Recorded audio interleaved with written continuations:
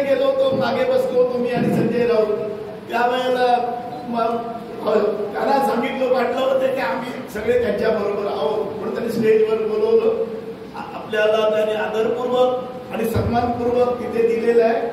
आणि आता हवा बदलते आहे, उद्यापासून हवा बदलते.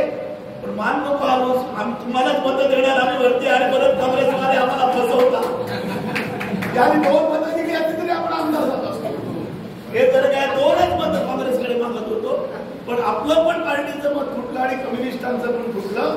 नाही तर आपण कधीच पडू शकत नव्हतो. आणि आपल्याला जास्त मतं मिळत होती ते पप्पू चांडालानी आपली यादीच सांगितली समाधान आपण देणार आहे.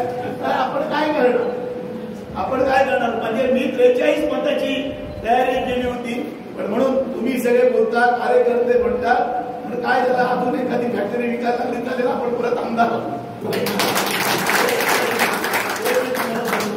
आणि मी गावकीला पण मुद्दाम सांगतो, टाइम्स डिजिटलला लाईक करा, सबस्क्राईब करा, शेअर करा आणि बेल आयकॉन दाबायला विसरू नका.